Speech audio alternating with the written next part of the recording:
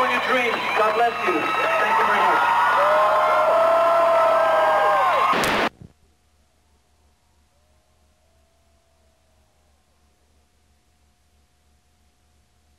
Album currently in my hands is Attitude and Virtue. We already have 2 singles from it, from Corey Hart. Here's a guy that kind of grew up on television, as you know. He was at the boom of the Canadian video industry, won his share of Canadian Juno nominations for his music and for his videos, was always playing in the shadow of Bryan Adams. That has to do with timing, if nothing else, certainly not in talent. He is a genuinely great guy and a very talented individual, and that is Corey Hart. And we did an interview with him, the Much West crew, about a month ago here in Vancouver in Stanley Park. And so that's what's going to be featured for the next half hour. We hope you enjoyed this half hour with Corey Hart. And to him, we encourage him to just carry on being himself, because nothing's going to stop him. Never surrender, I think, would be the term. This is our interview with Corey Hart on Much West. I wear my sunglasses at night so I can watch you weave and breathe your storylines. I felt that I wanted to be an international artist and not just a regional, not a Quebecer or a Canadian artist.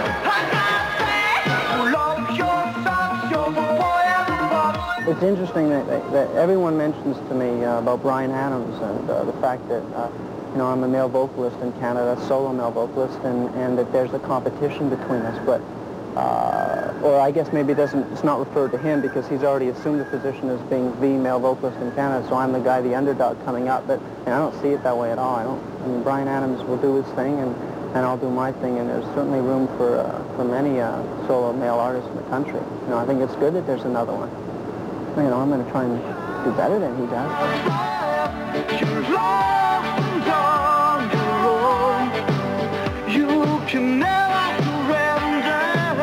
Band members don't get along with me. It's very difficult to work with. No, I just like to have control over my music and direction, and it's enough of a problem having to deal with a record company and management than maybe to keep everyone in a band happy and go in the studio with other guys wanting to contribute to the music. I write all my own songs, and when I feel that I can't write songs, maybe then I may need some other guys to help out that way. I could run across the world to bring you the sun. Look in your eyes, one on one, but that ain't enough. That ain't enough for you. When I first met you, you were in fact 21, just like the lyric says. I was only 21. When you see yourself, are you the same person?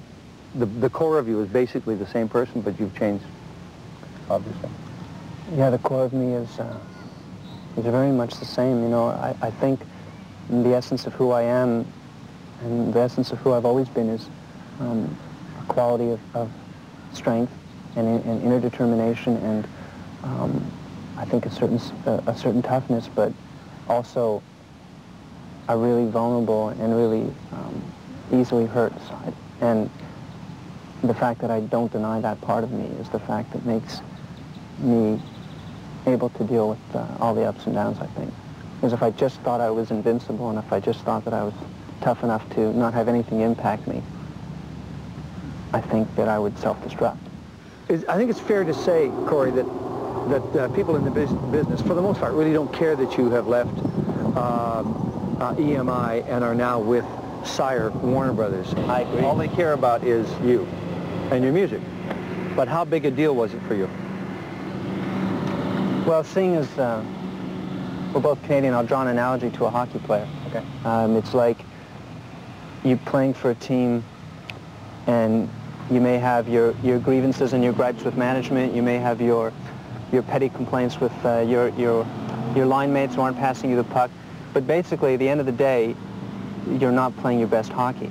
And when I'm in the studio, none of those things matter to me except the music that I'm doing. But once that's done, you need a team to go out there and spread the word and put the message across. So it's a fundamental part of what they call the business. You know that, and I know that. The fan doesn't care, but it does impact on getting your music across. And I needed to change because I didn't feel that the team I was playing for really cared anymore. Record company aside, are you willing to take some of the blame, responsibility for not keeping up the success of those albums over the years? Well, I don't know if blame is an accurate word. I mean, I take responsibility for everything I've done. Right. You know, there are better songs and better albums, there will continue to be better songs and better albums, and the day that I feel there isn't is the day that I decide to plant tomatoes. You could be a farmer? The hopeless farmer. Yeah, right. I can't make toast. How could I grow something?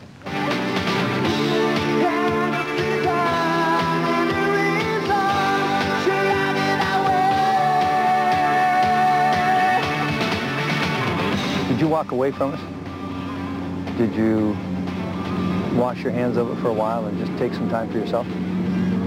I didn't know if I was actually going to make another record after Bang. I mean, I didn't know if I wanted to anymore. Why?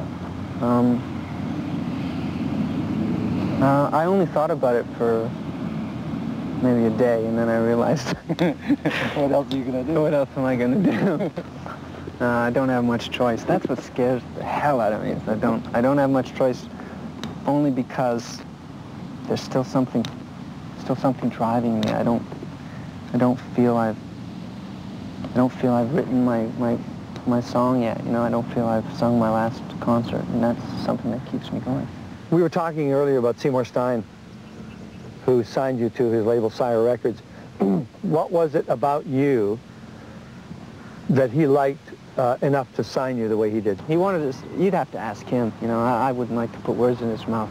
I know that he told me one of the first things he said to me, his Corey Hart story, was that he remembered coming up. It was the '84 Junos, and he remembered watching me lose whatever nominations I had because I had refused to be nominated as most promising male vocalist in Canada because I had decided not to have the record company send in my nomination because I wanted to run in the best male vocalist category, and that I felt that that was the category I wanted to run in, not most promising. So he said any kid that has the foolishness, or I guess the belief in himself, or the balls is the word he used to do that, you know, I'd like to be with. I want to climb the greatest wall of China. I want to be spirit in Kathmandu. Tell me about your travels with Erica. Where you went, what you did, what you saw. I went to China and India. I went to Nepal and Egypt. Part of, as you would say, turning away was really getting away from Corey Hart in the music business. It's hard not to be Corey Hart in this country. And going to China, I cannot be Corey Hart. No. And I can be Corey Hart and it isn't anything, you know?